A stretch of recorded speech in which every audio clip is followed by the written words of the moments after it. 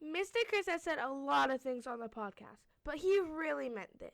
There are people out there who would 100% nominate every single one of these tennis cards. And there are people out there, and I don't know if I were to look at that in a review, I don't know if I would say no.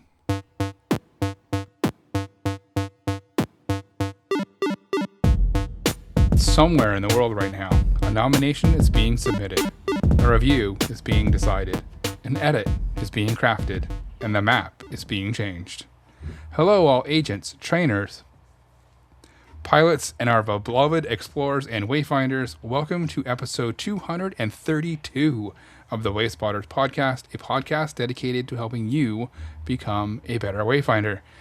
Wayspotters is brought to you by the good people at the Pokemon Professor Network and our good friends at Pickaxe. Today is Wednesday, June 24th, and with me, as always, is Jamal. How's it going, my friend?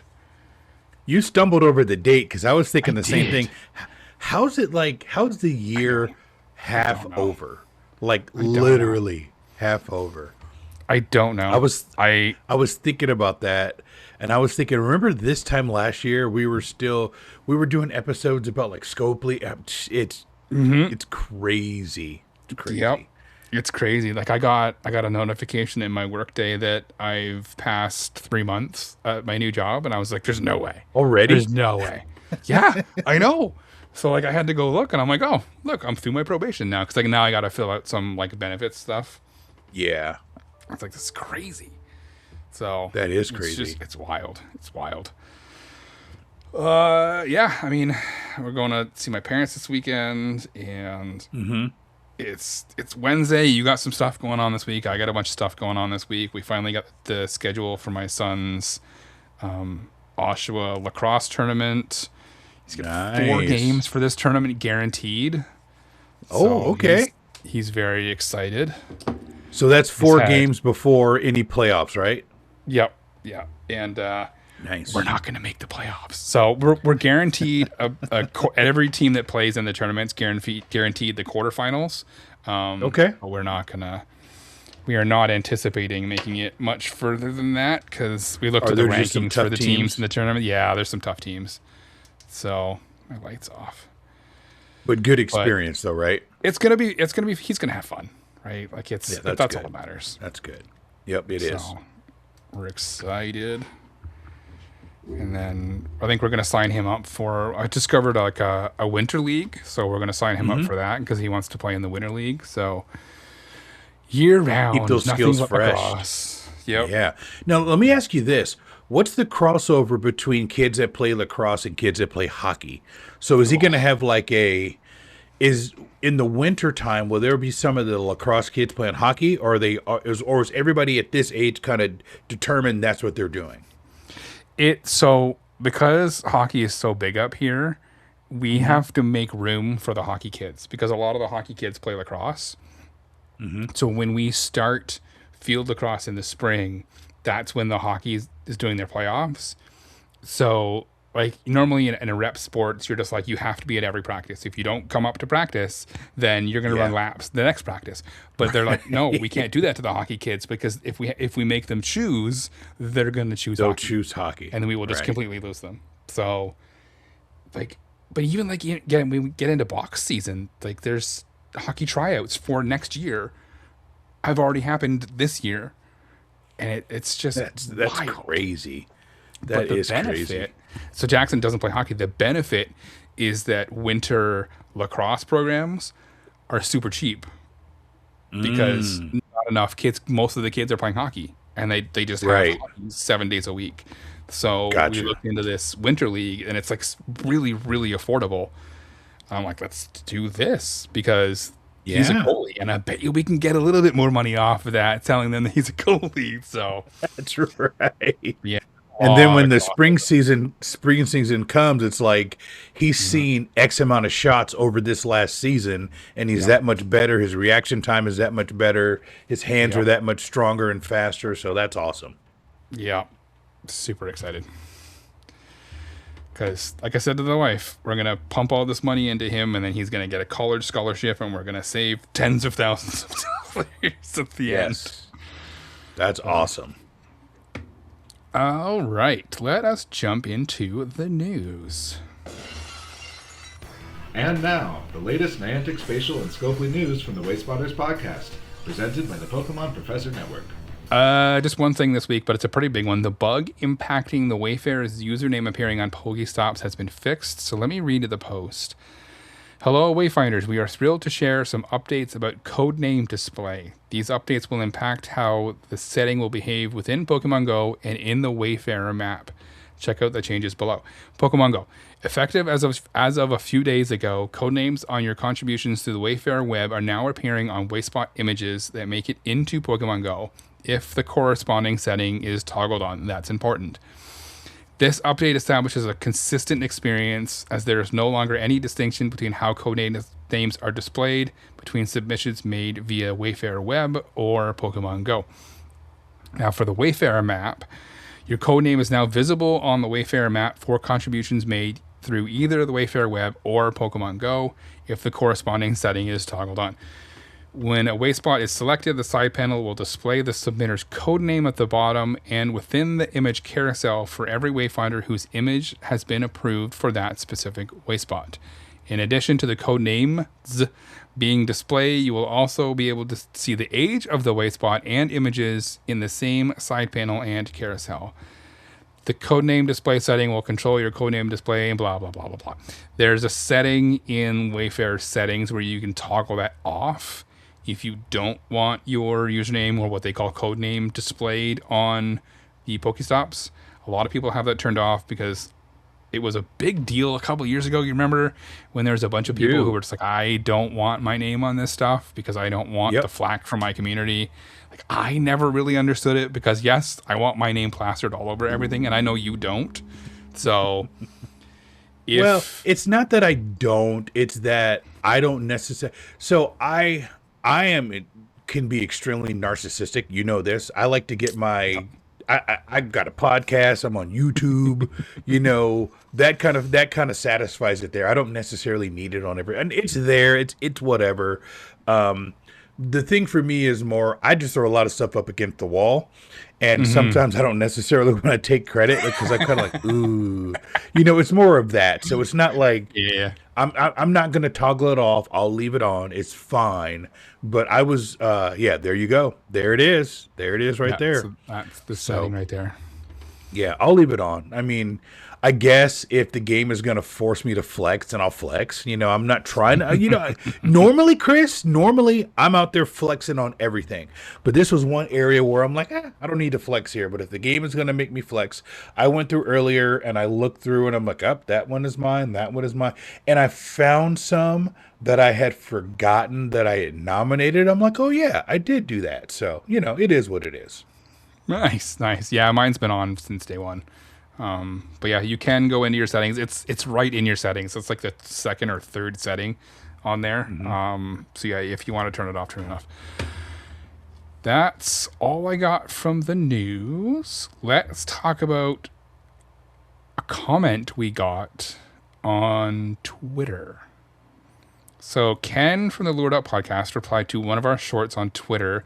I saw the notification when I was getting into my car to come home. And I was like, ooh, I want to talk about this.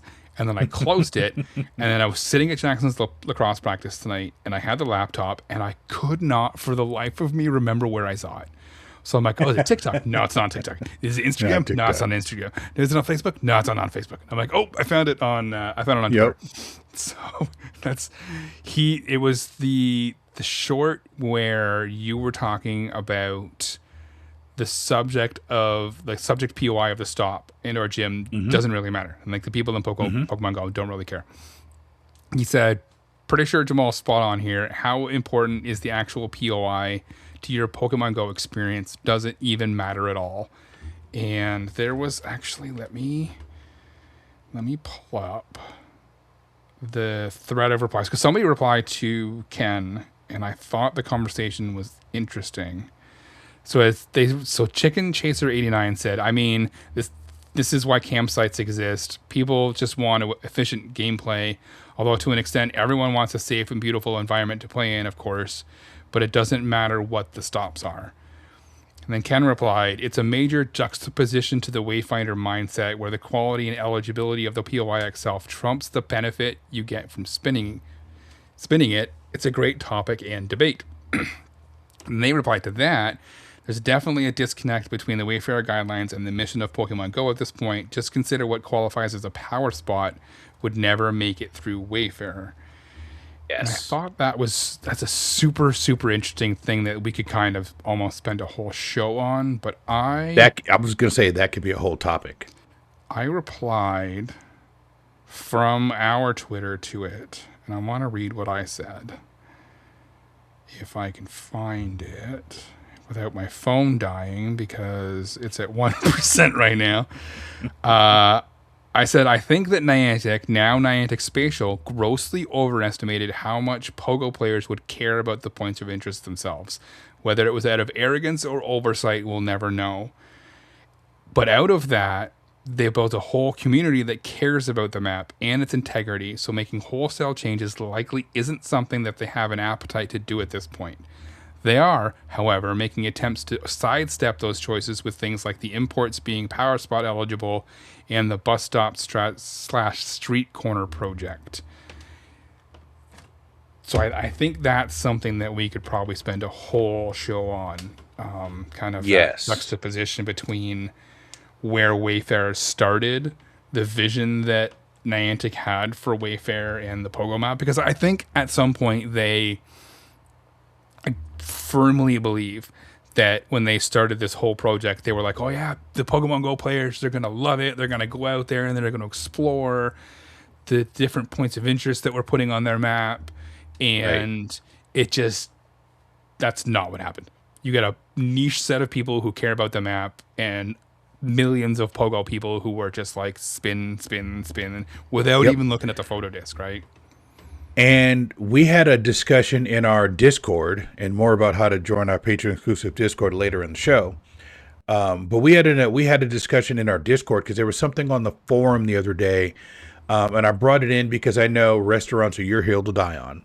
Mm-hmm. And someone was saying that, oh, this restaurant has less than 4 stars. It shouldn't be on the map. And I was like reaching for the keyboard, and then I just said, you know what? I promised Ellie that I would not start a fight on the forum, and I was like, I was lacing up the boxing gloves. I was ready to go because I was like, what the hell does it matter if it's got 3.7 stars? No one cares. They're just gonna spin it. They're just spin it. They're not even gonna look to see what it is. Oh, that's got a halo. They're gonna spin it. So that's a very interesting question, and Ken is Wayfarer adjacent. You know, he does enough Wayfarer to be dangerous and to know what's going on. I shouldn't say that. He knows more about it than I don't want to downplay his. Ken's in the family. You know what I mean? So, but he also is a Pogo player that likes to min-max and wants to take advantage of his playing area. And if there's a halo on a restaurant and everyone knows that restaurant sucks, because we all know restaurants in the area, like you said last week, if a restaurant is made it longer than a year, it's probably okay. But I think in every city in the world, every city in North America, we all know about that one Chinese buffet that you're kind of like, it's cheap, but it might make you sick. So it's on you if you go, right? Do you have one of those near Toronto, Oshawa, you know? Yeah. So... And so if that's a PokéStop, I don't care that it might make you sick. You know, if you want a $2.99 buffet, go for it. But that doesn't mean it shouldn't be on the map. So I really do think that most people just spin and go on about their day, or they've got their what do I do with my here it is, or they've got their Go Plus Plus. You know, I almost picked up a gotcha. So yeah, I mean, a Voldemort. But yeah, man, I mean. It's I don't think it's important what it is. Well, okay. There's people that are listening to this right now that believe it's extremely important what it is because they're map purists, and I don't want to downgrade their thoughts and feelings because, like you said, there's a niche section of the community that is extremely map sensitive, like you. I'd put you in that category. You're like, hey, if this doesn't deserve to be on the map, get it the hell off my map. And to me, I could kind of like, okay, you know, I don't care what it is. this is the best way for me to say it, and I'll stop. I don't care what it is as long as it meets the criteria. If it meets the criteria, I could care less if it's a bench, a restaurant, a statue, whatever else it is. If it meets one of the three criterias, put it in. I'll stop there. Yeah. I mean, I'm going to leave it there because there's that discussion for a different day, but it's you're not wrong, right? And Pogo players don't care. But it's the way that Pogo has chosen to populate the map, and we'll see how far in the other direction they go to sidestep this at some point, right? Yeah. We'll see how We far probably need to revisit power spots and have a whole conversation about what actually is on the map. But again, that's not for today. Yeah. So let's jump into topic number 1. The news is over. The drama's begun. Everybody buckle up. It's topic number 1. So if you've seen the show title, Wayfarer See, Wayfarer Do, we had a discussion in our Discord. I don't even remember what it was, but I'm like, somebody said something, and then I said it sounds like Wayfarer See, Wayfarer Do, and I'm like, ooh, that's a good show title. That's a really good show title. So we're gonna talk about how things that make it on the map influence the evolution of Wayfarer. And that sounds like a really intelligent thing to say. It's not that deep. It's not that deep. I like it, though. I like it. That's good. That's good. I just came up with that off the top of my head. I love that. So I call number 1, copycat's gonna copycat, because essentially this is what happens. People see things on the map and they go and do it, right? Like if you go to a different city or a different town and you're like, whoa, I never thought to nominate that, or I have a dozen of them in my town, they're PokéStops here, why can't I make them PokéStops down there? So it got me thinking about how things that are currently on the map influence future nominations, right? So I got pros and cons. So we're going to go one by one, and then we'll have a bit of a discussion about each one. Number 1, Wayfarers can get inspired by good Wayspots. So whenever something new comes along and it gets into the game, or Niantic clarifies something, or someone gets ambitious and puts something onto the map, other people will get inspired, and it kind of creates this snowball effect that just spreads like mushrooms, just spreading out everywhere, right? So I think that mob mentality sometimes kind of forces some of this through, and we'll get to that later when we talk about the cons. But I think that for the most part, things that are on the map, because if you live in like a smaller town or a village or a smaller city, you might not necessarily have the thought, because sometimes the Wayfarer criteria can be kind of vague, right? And you might not look at something and think that could be a good place to socialize, or oh, that could be a good place to exercise, right? So I think that influence that certain spots can have on people is a good thing, right? I do. I agree with that. I think it really, without getting into your next point, I think it is good, because I think it spurs creativity, because I've seen things that I'm like, oh, yeah, I can do that. And then I, then go on down the road and go, there's one of those things that I saw earlier. Someone got that in. I like their description. And then you can kind of go from there. So it's not just newer people, it's old cats also. No, for sure, right? Like, and a lot of people, there's the old expression, you can't see the forest for the trees, right? Like if you've been in Wayfarer for as long as we have, you might not think to nominate something because, oh, I've been doing this forever. My area is worked out. There's nothing here. I'm just going to, do edits and, explore other areas. But then you go into another area and you're like, whoa, I never even thought of that. Right? I never even dawned on me to look for whatever that is. Right? Like footbridges. Remember when footbridges were all the rage? my good buddy Haircross Boss here in Charlotte started nominating footbridges. And I'm like, I've walked over these 15, 20, 30 times, never thought to nominate it. And I started nominating footbridges. And now there was a topic on the old forum about footbridges, and now they're kind of a thing. Yep. And that's the thing, right? Like, it's because Niantic's clarifications and their criteria is kind of vague. But like trail markers are a thing. Why wouldn't footbridges? Because they enable travel across paths, like across rivers and across streams on paths. So the same thing happened here. Footbridges, I saw them somewhere, and then I nominated a couple, and then somebody else nominated a couple, and then all of a sudden, nothing but footbridges in my reviews for like 2 weeks, right? It was just nothing. Everybody in my area was just like, oh, I know where there's 15 footbridges. Footbridges on a golf course, footbridges on the path, footbridges downtown. It's like everyone, it's like, Oprah of footbridges. Everyone, you get a footbridge, you get a footbridge, you get a footbridge, you get a footbridge. And then like it went, and we'll get to this at the end.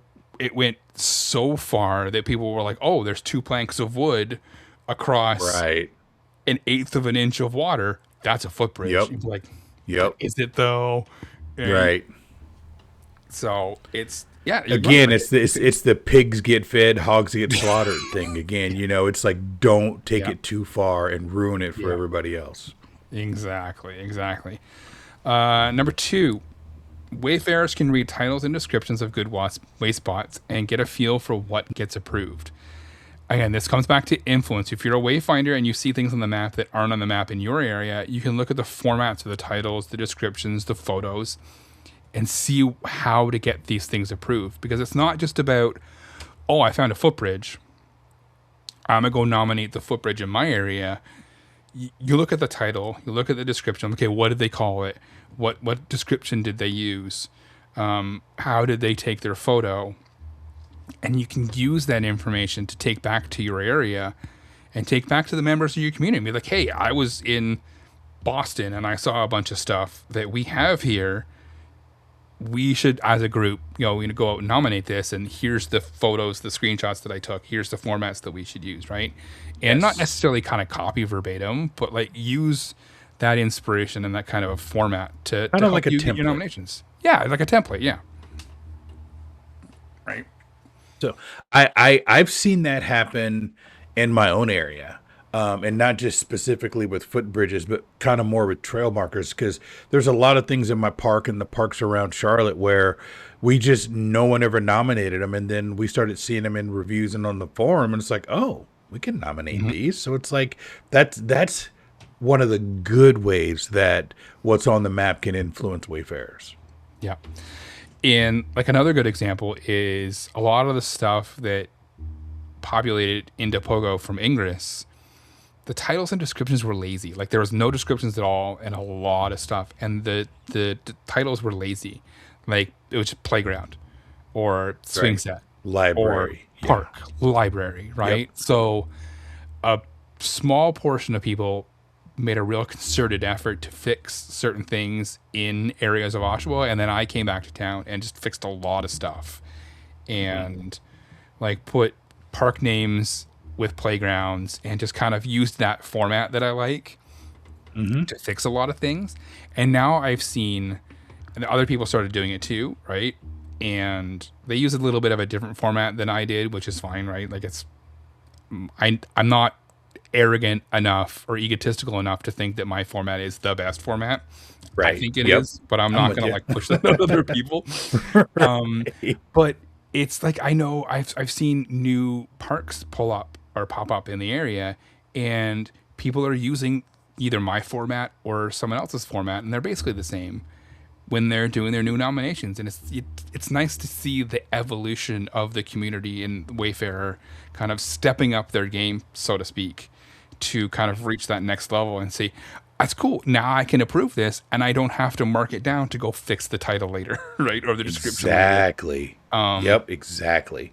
We took a trip to a little bakery yesterday up north because we wanted to kind of take the kids somewhere nice. And like there's everything in this park was like playground, tennis courts, baseball diamond. And I'm like, okay, I'm going to go wander over there and eat my donut. You guys can stay here. I'm like, my wife's like, Pokemon? I was like, yeah, Pokemon. So, Yeah, Pokemon. Yep, but like, exactly. most of it, and here's the good thing about edits. 95% of what I put in already approved. Emily, Yes, just it goes goes, through yep, right away. Yep. So like, if it makes sense, Emily's going to approve it. So fix your stuff. But like, it's nice to see, because that stuff's been in the game for like 7, 8, however long. Pogo's been around 10 years. It's nice to see stuff getting nominated where you don't have to look, be like, I'm going to approve this, but that title sucks, or that description is terrible. Exactly. Right? And I don't see a lot of that anymore. And that's the influence that people have, because like, if you're an old Wayfinder and you're like, oh, playground, kids play here. And then all of a sudden, 2 weeks later, you go back to that thing that you nominated and it's got a different title and a different description. That's not a good feeling, right? Yep. And you're going to step up your game because no, that's my Wayspot. I nominated that. I wanted to have my title, my description, right? Exactly. So, and finally, new Wayfarers can often get inspired to reach out to community members about Wayspots, ask around to see who's nominated them and how they get things approved. I've had people message me on Campfire and ask about my stuff because my name's on my stuff, right? And I've had people in the community be like, oh, reach out to that person. Here's their Discord name or whatever, right? And like, I've told people in different communities, I'm like, here's my Discord username. If people have questions about Wayfarer, send them to me. I will answer any questions they have. I don't care. Yep. Just have them DM me on Discord, right? Yep. I've had that several times. When I go to Wednesday night raid, when I get a chance to go, people will be like, "Hey, that's Jamal. That's the guy that built this park." And they're like, "Oh," and of course my name is not on any of it because I did it all through Ingress. It's on some of it, but they're like, "Oh yeah, that's Jamal that built this park." They're like, "Could you help us with our park?" I'm like, "That depends. Can you give me an address?" And I'll kind of look it up, and I'm like, "Yeah, I can." I'm like, "It's kind of on the other side of town, but at some point I will get out there." And I'm like, "Here's what I can do. Here's my Discord. Here's my cell phone." I gotta stop giving people my cell phone. A lot of you really do. Funny story, real quick. I don't want to derail. Someone sent me a text the other day, and I won't say their name, but they were like, "Hey, Blame. I'm, changing Discord." They just didn't say Blame Jamal or Jamal, just "Hey, Blame. I'm doing something on Discord, but I saved your number. So if I have a question or we become lucky friends, I can reach out to you." And I'm like, "Oh, cool." And I'm like, I have no idea who this person is. No clue who this person is. I have their in-game name, but I don't know when I gave them my number. I don't know. And actually, I think I do. I think I said it in a rant on the show one time, and they must have just written my number down and saved it. But I'm like, I got to stop giving out my cell phone number. But no, I've had people come up to me and say, "I need this, I need that," and I'll help you. And I've gone out to other sides of town and help people, build up their area, and I like it. I like it. Yeah, no, 100%. I remember the episode where you gave out your number because you went on a rant and you were like, "Just if you want to talk to me, you got a problem with me, you just text me or call me. Here's my number."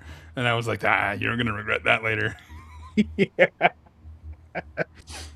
I got like random people texting me. I'm like, "Oh, okay, all right, well." I still talk to the people in Plattsburgh. I don't talk to the people in Cornwall nearly as much as I used to.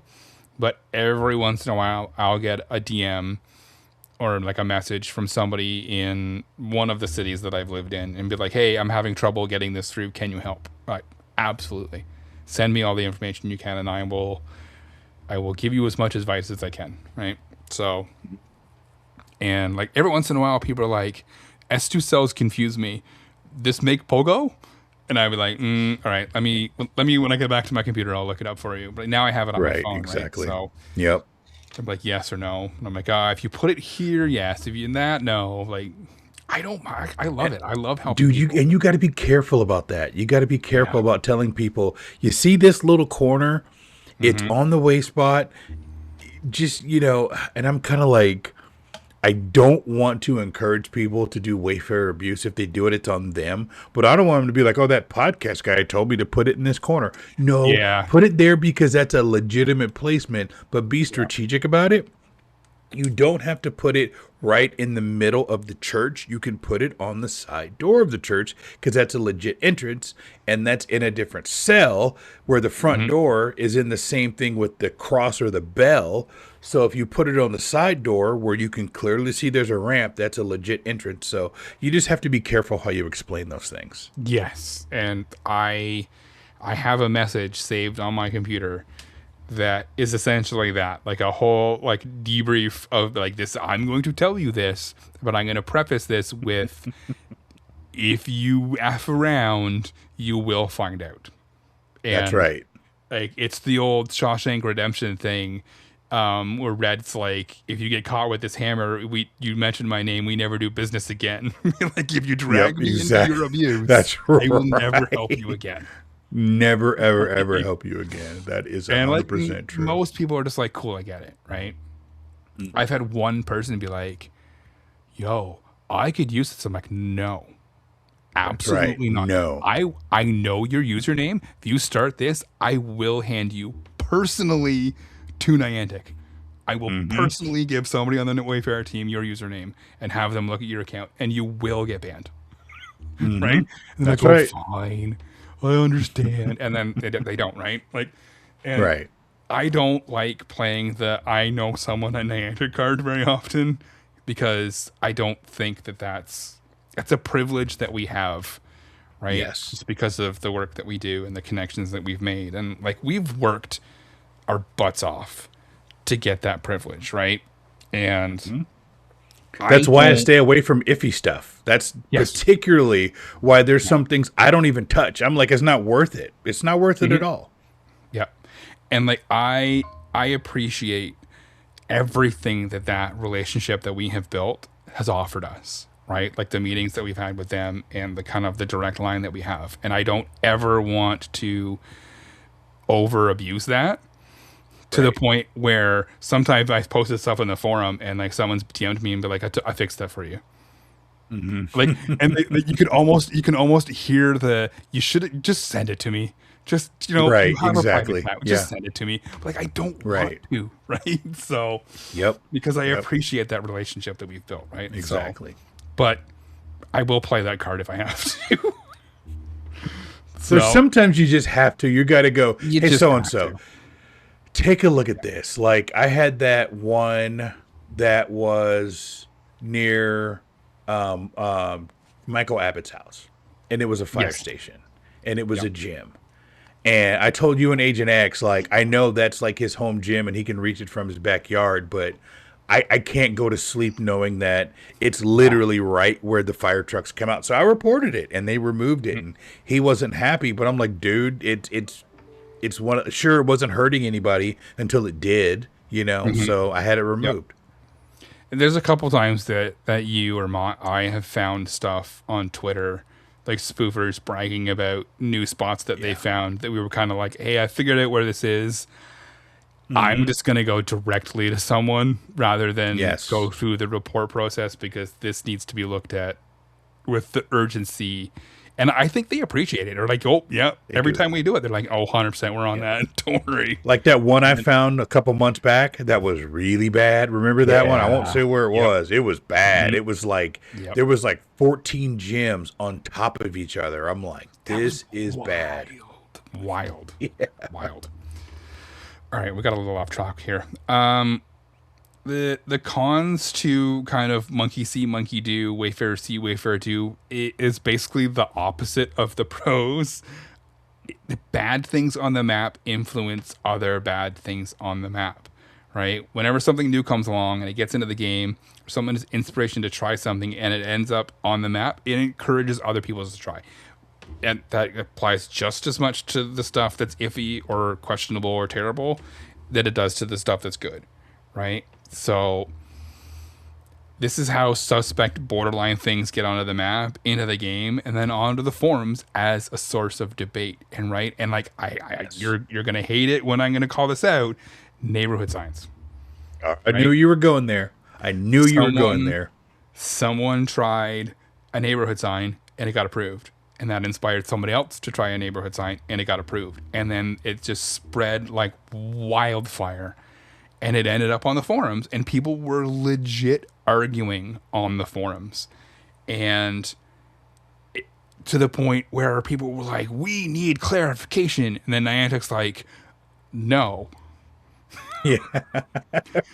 So now No. it's just, it's something that lives in the gray and it's basically acceptable for Right. a portion of the Wayfarer community. And I know that there are some people who are listening who are clutching their pearls when I said that they're acceptable and then took a pause. I did it on purpose. Yes. And then they're not acceptable to another group. And there's neighborhood signs. That is not something that's unique to neighborhood signs, right? There are things in Wayfarer that just divides the community. Probably not as much as neighborhood signs. Well, I think the only other thing that might be close, a European thing, the UK post boxes. UK post Those boxes. seem to, like, I've got no dog in that fight. I've never been to London. I've never been to England. But if you look at that thread, it's got over 10,000 posts in it. And there's new posts in that thread every day. So I would say that's probably up there. The UK post box might be the US North American neighborhood sign. Yeah, no, 100%, right? Like that thread pops up on the top of the Wayfarer forums at least once every couple weeks, Yes. right? Like somebody will post something and then it'll be popular for like a day or two and then it'll go away and then somebody else will post like that thread is probably the single most commented on thread on the whole Oh, forum. for sure. I don't Oh, think yeah. it's close. I don't think it's close. Like I think number 2 has probably got half. Like that that thread will live forever on the forums. And the neighborhood signs, like, recently, God, I figured out, like, I may have started something that I can't stop. So I shared it in our Discord. I started calling our neighborhood signs something else, a different name. And just to see, spaghetti, throw it against the wall. And a few of them got approved. And then in my reviews, I was like, oh, I started seeing people using the same name that I used and the same description, and I'm like, ooh. And I put it in the chat and I tagged you. I'm like, this is not mine, but this is mine. I didn't do this, but those are my words. It's like when you see your kid and your kid says, damn it, and you're like, then you realize you say damn it all the time and they're just parroting back what you said. And I'm like, oh man. I'm like, I think the train may have left the station on this one. that post and you tagging me is exactly what inspired this episode. Because Yes. I remember now that you brought it up. That's exactly what I replied with. It sounds like Wayfarer See, Wayfarer Do. And that's a really good example of what I've been talking about, because with neighborhood signs, you have a title structure that is effective. It works. It gets things approved. So people were just like, I've tried neighborhood signs and they've been rejected. I'm going to try this title structure that I've seen multiple times, and now you're seeing them in reviews, and I bet you they're getting approved because they're using your title structure. Like, and I'm not saying that that's the whole reason, but that's what I'm talking about. Like, if you're struggling to get things in the game, reference other like Wayspots that are in the game, because that somebody looked at that and went, yes, I agree, that should be a Wayspot, right? Enough I feel people, so bad. right? That it got Oh approved. man, And I feel don't so think bad. you should feel bad because you are very pro neighborhood sign, right? Yeah. So you have helped other people join your team, and Yes. it's not something that Niantic has come out and said is ineligible. It's something that Niantic has shown in the past several times that they have a reluctance to remove, right? Yes. And that tells me that it does not not fall under their criteria enough for them to remove it. You know what I mean? Like it meets the criteria enough that they think, I don't have to remove that. It's not egregious enough that it meets our criteria for removal. Therefore, it meets the criteria enough to be on the map. And that's not something it's if you're looking at a football field, the nose of the football is just barely over the 50-yard line, and that's good enough. Yep. Didn't have to score a touchdown. It's just got to be not on the wrong side of the 50 so it gets removed. But I'm like, I got to be careful because sometimes I've got 300 nominations. I'm just whoosh, whoosh, whoosh, whoosh. And I am. But now this whole side of town, like every single neighborhood, it's great. You can drive down the road with your Go Plus Plus and it spins. And the neighborhood signs are on the road and you see people hanging out there and meeting there. They're standing there stretching for their run. So it's not like it's something ineligible. But I look at the title and I'm like, they didn't make that up. They saw mine because I think I was the first one to call it this. And I was the first one to put these words in the description. And I won't say it on the podcast. If you want to know what it is, you'll have to join our Patreon. Yes. And you can find out on our Patreon what my structure is, and then you can go use it yourself. But you don't get that for free. That's going to cost you $1 US a month on our Patreon. How about that? Oh, that's nice. I like that. You only have to join once, just 1 month, and you'll get it, and then you can leave. Yeah, exactly. Just join 1 month. But it's like $1.07 with tax, and that's it. Yeah, exactly. Yeah. It's funny because sometimes like I'll drive into little communities that are surrounding our area, or I'll go like half an hour out of the way for something that Jackson's or something that Amelia's doing, or something one of the kids are doing, and like I'll spin something, and then I go like, wait a minute, that title looks like something I would do, and that description sounds like a very me description. I'm like, is this mine? And I go look at the picture, and I'm like, that's not my username, but that's the format that I. Interesting. Like, did you copy me, or just we that like-minded? And like, it could be one of them. It could not be me, but it's interesting to see. And I know I've had people be like, "Hey, I copied your format, and it works great, so I'm just going to use it forever." And I'm like, "Cool, yeah, I appreciate you telling me that because it feeds my ego, and I like that." Exactly. So, right.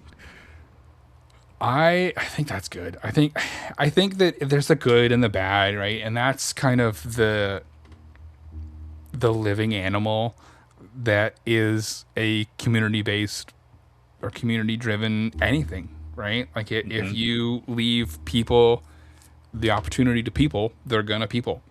And yeah, you leave them to their own devices and they'll use them. Yep.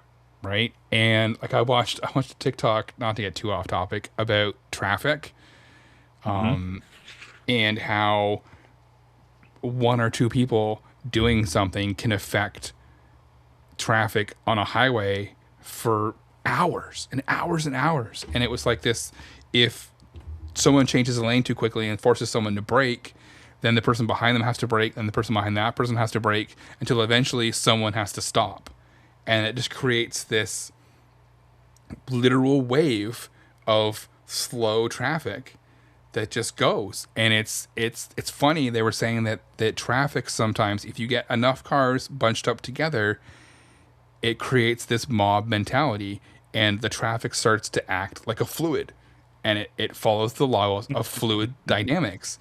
And it's that's literally funny. And it is funny. Like you could see, like if it stops, then the wave just goes, and that slow traffic just all of a sudden just goes until it gets to a point where there's not enough traffic, and then that wave dissipates.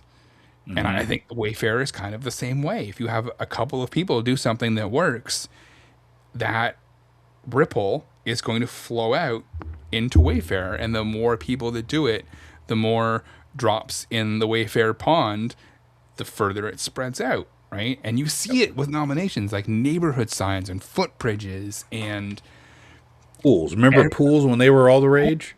Yeah, exactly. Pools is another great example of something that one or two people were like, hey, I exercise in a pool every single day. Pool exercise is one of the pillars. That's a pool. I'm going to try it. And then people were like, I'll buy it.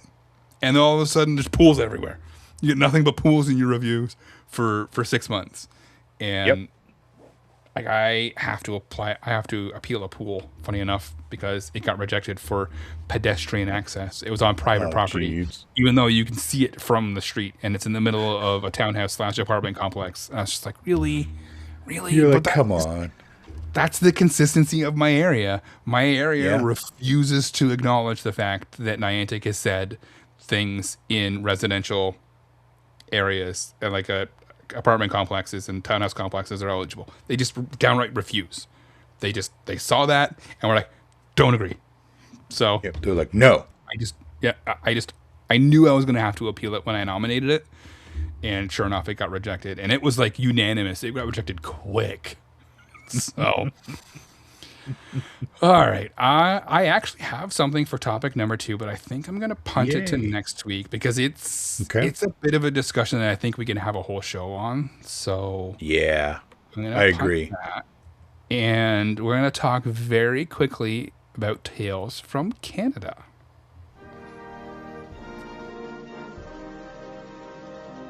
Get ready to explore Canada's history through the diverse experiences and perspectives of the real people who live them.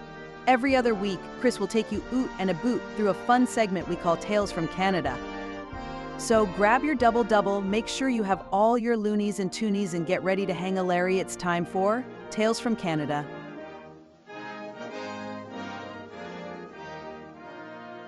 That's right. 2 shows in a row I've got Tales from Canada. This is actually very, very short, but I am not a big soccer fan. I'm going to preface that with this. I am not a big, if you're in Europe, if you live in Europe, I am not a very big football fan.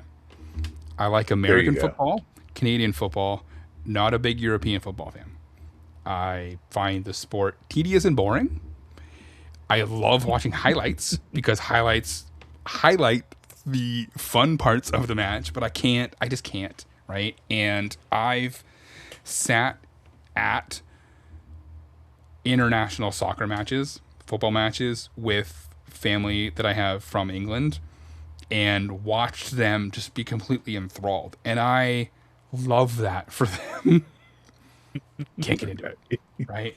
Yeah. That said, I am a bit of a bandwagon fan when the World Cup comes around. I love watching the World Cup. I always root for England every time because Canada typically doesn't do very well at the World Cup. To the point where, for the first time in its history, Team Canada has made it out of the group stage and into the knockout rounds.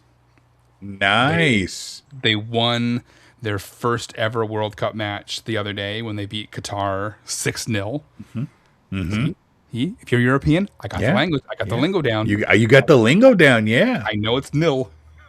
There was two. So here's an interesting thing about football that I didn't know. If you get a red card, like the ref says that you did something that's really, really bad, you get sent off. And it's not like hockey or football where you can replace that player. No. You play a man short. Yeah, you're a man down. That's how they say it. What? That's wild.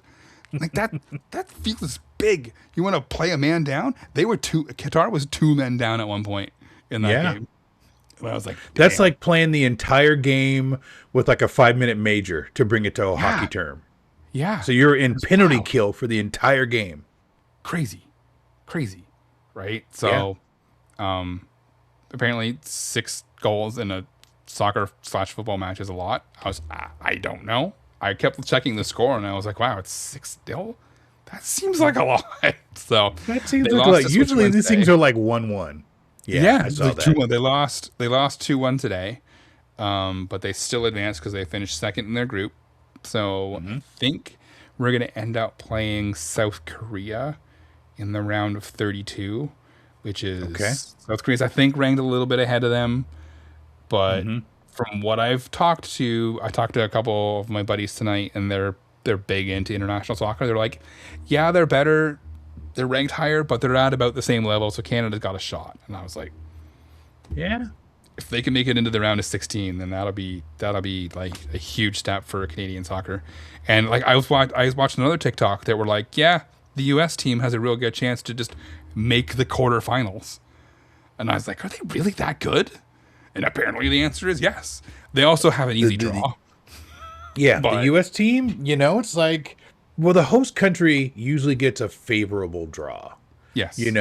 So Yeah. Canada got put in a pretty tough group considering they're one of the host countries. So every 4 years, kind of like I helicoptered in for the Stanley Cup final, I kind of helicopter in every 4 years. So it's kind of cool, and it's like then you see a team like Haiti or Mauritius or some of these little island nations, and you're like, where is that?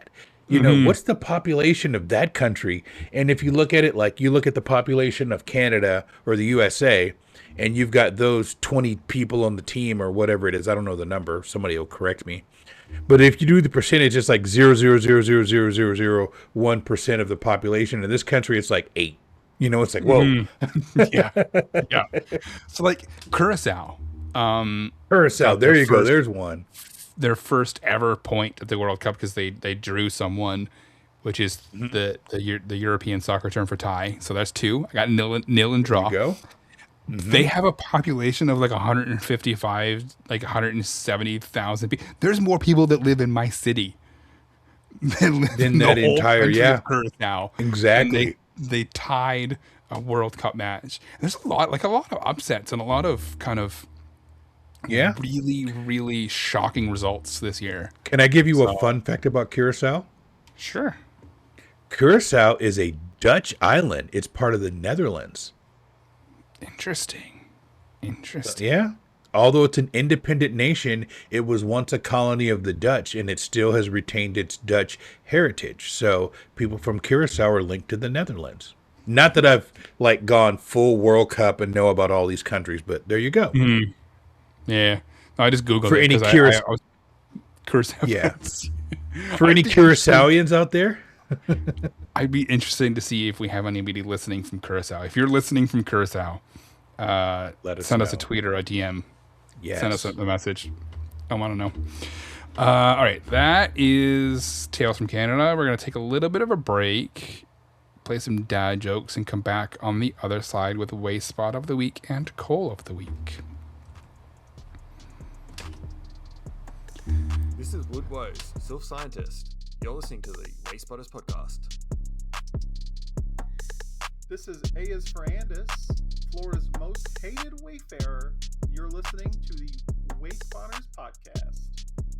This is Genji, and we are listening to the Wayspotters podcast show. Season 5 of Dad Jokes. You guys keep encouraging him. This is why we can't have nice things. I bought a boomerang from IKEA. It came in 6 pieces. I told my calendar to stop stalking me. It said, "Your days are numbered." I entered my scarecrow in a talent show. He didn't win, but everyone agreed his performance was outstanding in his field. I opened a bakery for owls. Business has been a real hoot. I adopted a lazy echo. It only repeats itself every other time. My pencil told me it was ready for retirement. It looked me dead in the eye and said, "Hey, I can't take another pointless meeting." I started a workout gym for batteries. We specialize in positive energy. And welcome back. I hope you enjoyed the dad jokes this week. We are going to jump into Wayspot of the Week. Here is a Pull it beautiful up example of a right Wayspot of the Week, which here. may or may not be a 2-story mural. Wayspot of the Week number 1 comes from me. This is something that I nominated. We were at the park in Port Perry, which is about half an hour north of us. And it's like, if you ever watched Gilmore Girls, it's like Stars Hollow, but Canadian. Okay. Right? Gotcha. Like okay. this park has that really, really, really big gazebo in the middle of it that you could put a whole like marching band into. You could do a play on it. It's right on the water. There's like really old buildings everywhere. It's just like classic little town, and my wife keeps bugging me to move there, and I think eventually we will, but for now not. I found this. It is the title is Port Whippy and Port Perry Railway Plaque. It's a plaque that chronicles the Port Whippy and Port Perry Railway that ran from November 23rd, 1871 all the way to July of 1941, when the tracks were pulled up to feed wartime steel production. So it was essentially, they would harvest the grain. It would come down the St. Lawrence River. They would load it on the trains in Whippy, and they would train it up to Port Perry. And that's about like a 45-minute drive from the port of Whippy to Port Perry. And it ran for almost 100 years. And this is how they got a lot of the supplies up there. And there's a couple of pictures in there, like black and white pictures of the train from like the early 1900s. And it wasn't a waste spot. And it wasn't a waste spot because it's not going to end up as a power spot or a Pokemon or a PokéStop. And I just thought it was really interesting. And I love historical things like this. And I love things that teach about the area's history, because it's enough to be like, oh, wow, these buildings are old. That's cool. But if you can learn something about the town that you're living in or the town that you're visiting, and I've talked about the plaques in Plattsburgh 100 times on this show. And so I just love this stuff. And it's a simple little plaque on a metal pole. You can see the grass in the background. There's nothing really spectacular about this. It's actually kind of beaten up. It's got a big chunk out of the bottom right-hand corner of it. But there's like 5 or 6 paragraphs on there that kind of chronicle the history of it. And I think it's really interesting that a lot of the railways in this area were decommissioned because we needed steel for weapons and tanks and all this stuff for World War II. Right? That's the coolest thing. That's really cool to say. There used to be train tracks here, but we took them up and made a tank out of it, or send it to Europe, or whatever the case may be. Yeah, and it just goes to show you that that the sacrifices that everybody made back then to kind of change the way of life, or to protect the way of life for people on the other side of the planet. Right? Like this war was in Europe, and I bet you the people in Port Perry struggled, not as much as the people in Europe, I will admit that, but they struggled to get some of the stuff that they were used to because this train went away and never came back. Right? So I just thought it was really cool, so I wanted to share that. That's awesome. So let's jump into Waste Spot of the Week number 2.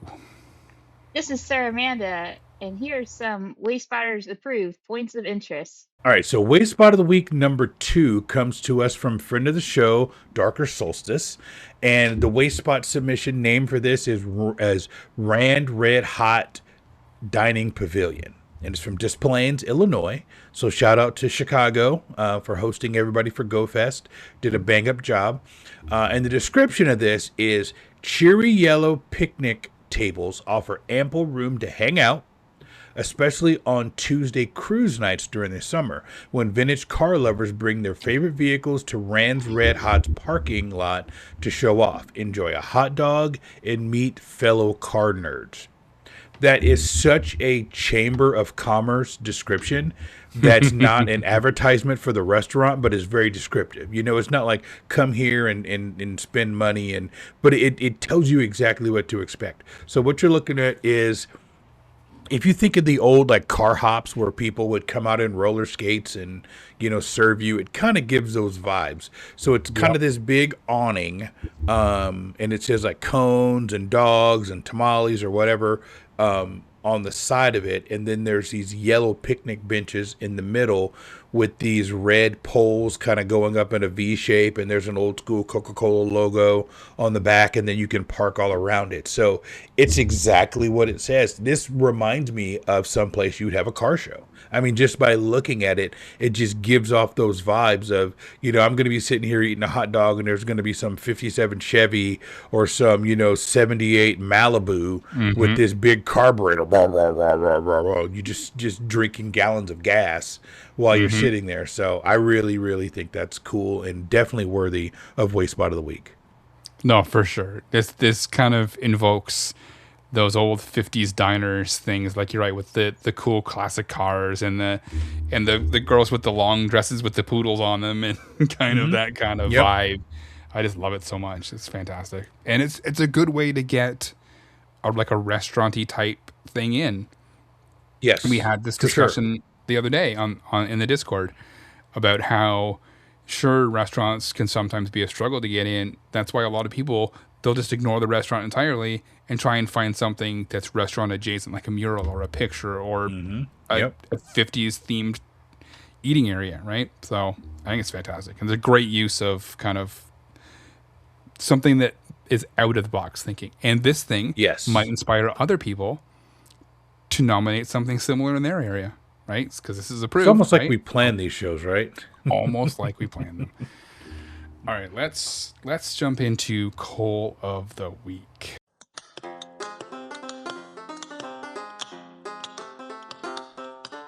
I've been working on the Wayfarer all the live long day. I've been working on the Wayfarer just to pass the... Uh-oh. Oh, no. Hey, Jamal, I found some coal. Coal of the Week this week comes to us from Agent X, friend of the show, Wayfarer Ambassador Agent X. It is Monticello double billboard. The description is a double billboard in Monticello off 95 by Tires Less Schwab. And it is one of them giant double billboards that you see off the side of the highway. And it not only is it the double billboard, they took a picture of the back of the double billboard. I was going to say that it's not even like showing the advertisements. It's the ugly side of it. It's the ugly side of the double billboard. And like you can see it's in a parking lot. And like on the other side, you can see the Target that's in the background, a couple of trees and the blue sky. It's like, I get it. They probably thought that if they took the picture of the advertisement sign that it was going to get rejected for sure. Yes. Because people are like, oh, that's trying to get advertising into Pogo. It's a billboard. Like it's not eligible for anything. This reminds me of the ones you see like driving down North Carolina highways, and the one you always see in North Carolina is, in pain, call Shane, 999-9999. And you see those every 3 miles. In pain, call Shane. And he's a lawyer. And I'm like, oh my God, Shane, you're going to be the death of me. But I'm going to say one that I know Kate is going to know. It's hurting a car, call William Matar. It's a Buffalo one. It's like an injury lawyer that's really popular in upstate Western New York. But like I've seen it so many times. It's burned in my brain. Like I've watched enough Buffalo Sabres games. It's burned in my brain. But like here's the thing. Here's the thing that you need to take away from this Coal of the Week. If you find something that you think is eligible and you look at it and you say, I can't take the picture from this angle, chances are it's not eligible. Right? Like I get if there's something in the background, sure, that's cool. You want to change the angle for the background, that's fine. But like if the point of interest itself, you look at it and you say, I can't take a picture of this point of interest from this angle, it's probably not eligible. Right? So like if you look at a billboard and you say, I can't take a picture from this aisle because it has advertisements on it, that tells you it's not eligible. Take a look at the Discord. I just tagged you in something in the Discord there, just to show you how much this is living free space in my head. You see that? Gosh, yeah. That's awesome. And I got the phone number right. I nailed it. Yep. So it's like if I'm ever in pain, I'm calling Shane. You know, I don't even know who Shane is, but I'm calling him if I'm ever in pain. That's awesome. All right. That is Coal of the Week. I've completely lost where I am right now. Yep, there we go. Let's stop that. You got anything else? I got nothing else, my friend. All right, cool. I will go ahead and sign us off. Thank you for joining us on this episode of Wayspotters. We really appreciate it. A big thank you goes out to our executive producer, the aforementioned Kate the Cons, and her show historian, Maddie G. And to all of our patrons, we couldn't do this without you. Thank you so much. We would also like to thank our gym leader patrons, Maddie G, Boris James, Espion Willow, KJ Demand, Herbert, Brandy, and Fisher JZE. And to the other executive producers on the network, Good Morning Johto, Monkey Bread, for Lured Up, Xander, and for Special Conditions, Tish Smith. And a special shout out to our Elite 4 trainer, Ozark Renee, who apparently is in a text chat group that has been blowing up my phone the last couple of days because you added me to. And, I know you guys all have iPhones because I am on an Android. And every time one of you guys like a photo or react to a photo, you guys just see the reactions. I get a whole ass text. Every time. So I'm getting off topic here. I'm getting off track.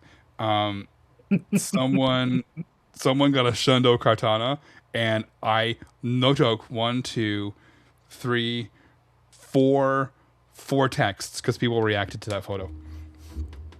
And I'm just like, that's another perk of being part of the Patreon. You get invited to like secret text chats and stuff. So yeah, I don't even remember when this one started, but I'm like, oh, Chris is not in this chat. Let me put him in here. My phone's been blowing up the last couple of days.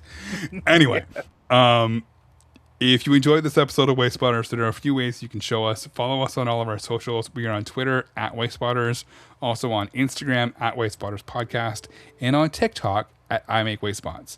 We are incredibly responsive and love interacting with our followers. Let us know what you thought about today's episode. You can also visit our website, www.wayspotters.com. From there, you can get links to everywhere you can download the show. You can also send us the message directly from the website. Or email us, wayspotters@PokemonProfessor.com. If you're watching this on YouTube, make sure to hit the likes button, subscribe, and click the bell to be notified whenever we post a new video. For those of you who still need to be sure to check us out, youtube.com/@WayspottersPodcast. Leave us a voicemail on our hotline, 704-426-3710, or tweet us a voice message. You never know, your voicemail may appear on an upcoming episode of the show. Finally, if you are not a member of the Pokemon Professor Network Patreon, you can join for as little as $1 US a month. All you need to do is go to patreon.com/PokemonProfessor.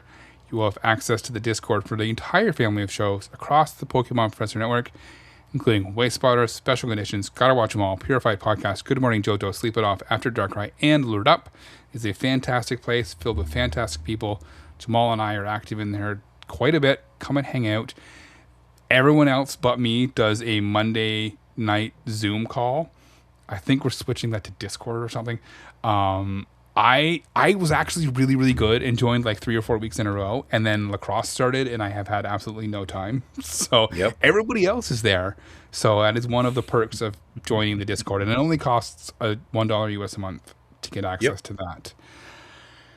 With that, we look forward to you joining us again next week here on Wayspotters. We appreciate all of the support we get each week. We could not do this without all of you. And remember, it's not that far. Get out of your car.